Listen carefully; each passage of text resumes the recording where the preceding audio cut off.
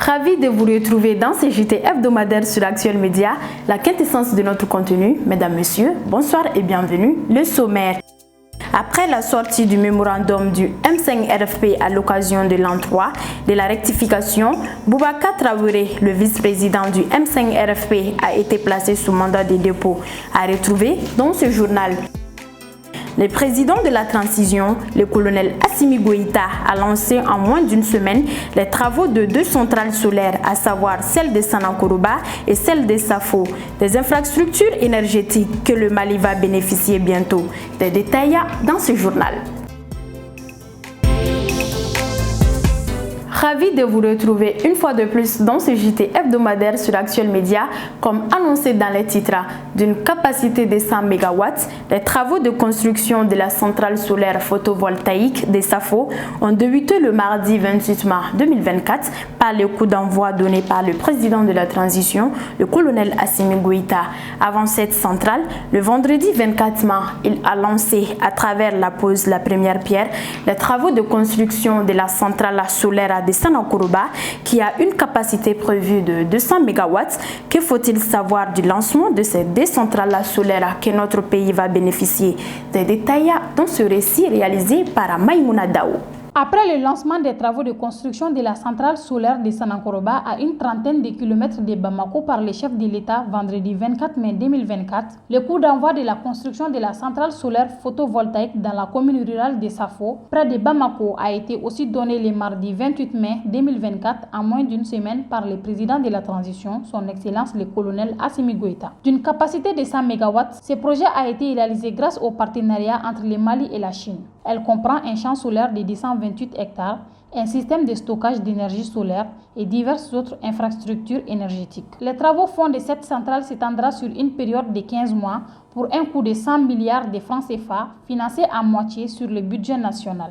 Quant à la centrale solaire de Sanankoroba, elle a été réalisée grâce au partenariat entre le Mali et la société russe de construction énergétique Novawind, filiale de la géante du secteur de l'énergie nucléaire Rosatom. Elle a une capacité prévue de 200 MW qui sera installée sur une superficie de 300 hectares. Sa réalisation durera une année pour un coût de plus de 120 milliards de francs CFA. Et dès les 4e mois de sa phase de construction, la centrale serait en mesure d'alimenter les réseaux électriques à partir du poste de Sanankoroba. La réalisation de ces 2 centrales solaires souligne le développement des infrastructures énergétiques et aura un impact significatif dans la fourniture d'électricité. La 2e nuit des galas de boxe s'est déroulée au siège du groupe Renouveau le vendredi 31 mars 2024. Ce spectacle inédit s'est passé en 5 combats de boxe de catégories différentes. Pour plus de détails, regardons ensemble ces propos recueillis par Abdoulaye Maïga.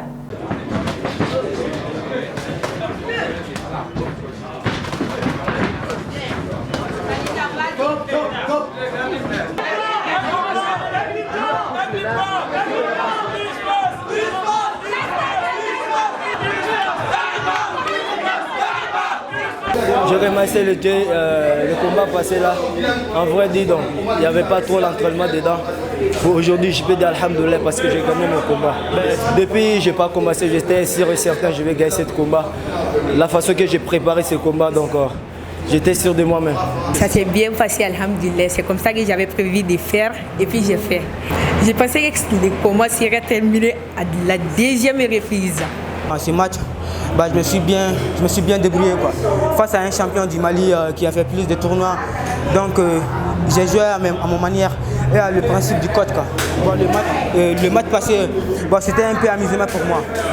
Parce que ce match d'avant, je me suis bien amusé avec ce boxeur-là, en bas niveau, et par rapport à moi.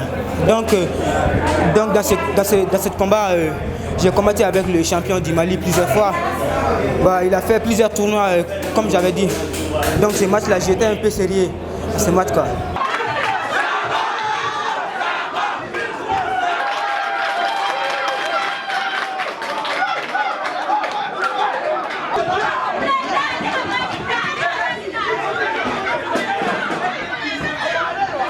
Nous avons vu vraiment des combats très intéressants aussi, avec des boxeurs vraiment qui sont à la hauteur.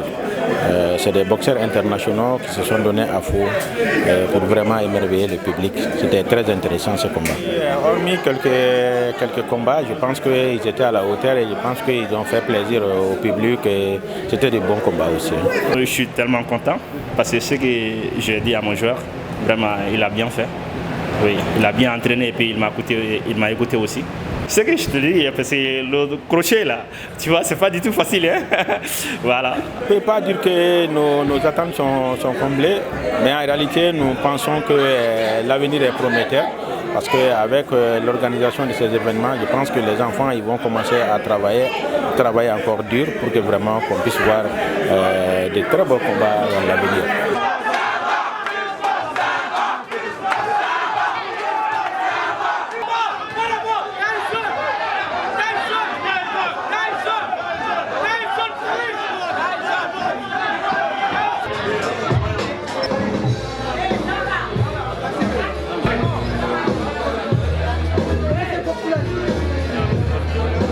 Après avoir signé le 24 mai dernier le mémorandum du M5-RFP à l'occasion de l'an 3 de la rectification de la trajectoire de la transition, Boubacar Traoré, le vice-président du M5-RFP et chargé de mission à la primature, a été interpellé et placé sous mandat de dépôt le mardi 28 mars 2024 par un juge du tribunal anti-cybercriminalité.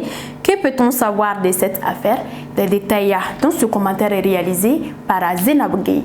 Interpellé le lundi 27 mai dans son bureau à la primature, Boubacar Traoré, le vice-président du M5-RFP et homme de confiance du Premier ministre, Dr Choguel Kokala Maïga, a été placé sous mandat de dépôt le mardi 28 mai 2024 par un juge du tribunal anti-cybercriminalité. Il a été interpellé et placé sous mandat de dépôt après avoir signé le 24 mai dernier le mémorandum du M5-RFP à l'occasion de l'an 3 de la rectification de la trajectoire de la transition. Dans le mémorandum, plusieurs points audacieux ont été énumérés contre les autorités de la transition. Dans ces documents, le M5-RFP a montré que l'initiative du dialogue intermalien devra servir d'alternative à la fin de l'accord issu du processus d'Alger en matière de paix et de réconciliation nationale, tel que prévu par les recommandations des assises nationales de la refondation. Mais la déclinaison de certaines recommandations tendancieuses phares du dialogue intermalien ont heurté l'opinion, en ce qu'elles s'écartent des objectifs visés et qu'elles tombent dans le piège des pourfendeurs de cette initiative.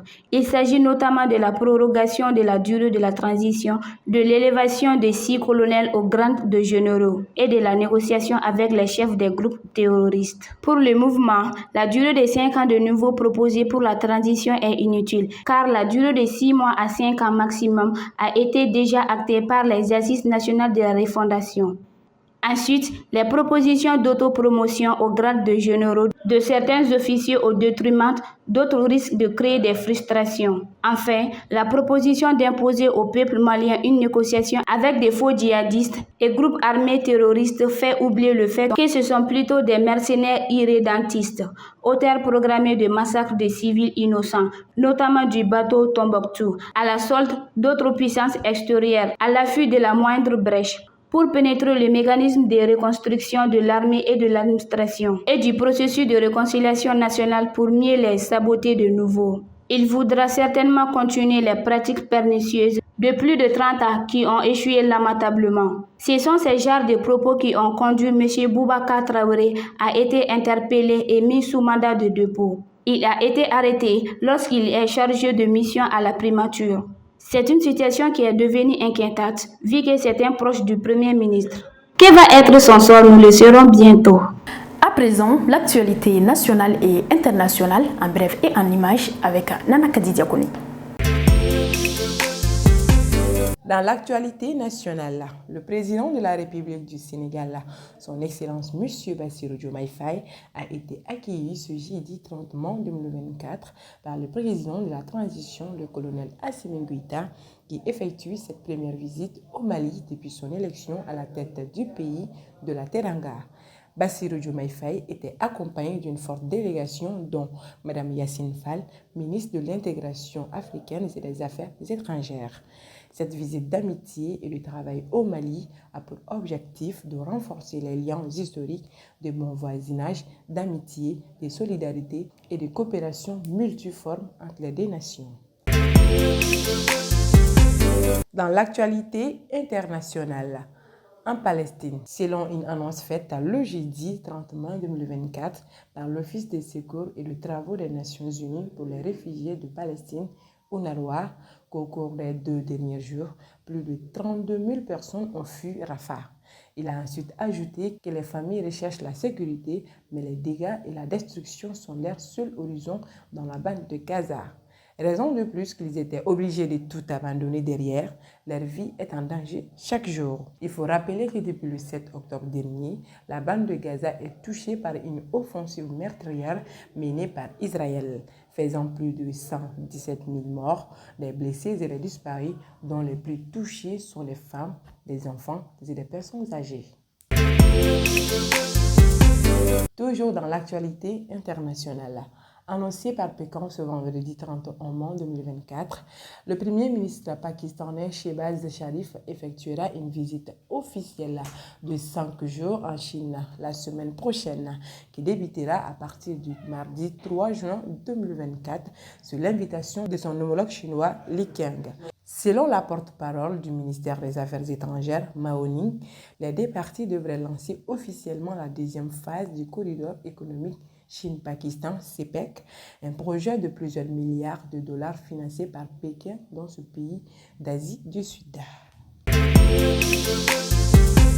En Turquie, pour clôturer les actualités de cette semaine, le président de la République turque, Recep Tayyip Erdogan, a eu une conversation téléphonique ce vendredi 31 mai avec le Premier ministre hongrois Viktor Orban, concernant les relations entre la Turquie et la Hongrie, ainsi que les questions régionales et mondiales qui ont été abordées au cours de l'entretien téléphonique entre les deux leaders. Le président Erdogan a souhaité à la Hongrie du succès dans sa présidence tournante de l'Union européenne et a exprimé l'importance du soutien de la Hongrie dans la revitalisation du processus d'adhésion de la Turquie à l'Union européenne.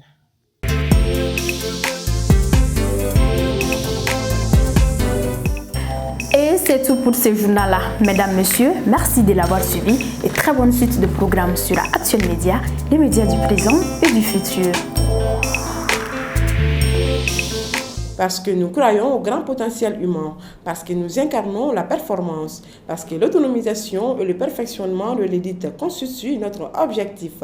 Rejoignez-nous, Université Bazo, la performance par excellence. OTS est là pour tous vos besoins en matériel électronique et électroménager. Sistra Technologies est une société de prestation de services et de commerce, évoluant dans le domaine des nouvelles technologies de l'information et de la communication, la fourniture de matériels biomédicaux, la bioinformatique. La prestigieuse Université d'excellence est UTG, première université qui offre la formation robotique et électronique révolutionnée au Mali. Et UTG, 80% de pratique et 20% de théorie. Elle oriente surtout les jeunes vers l'entrepreneuriat, ce qui fait que 70% de ses étudiants deviennent des entrepreneurs.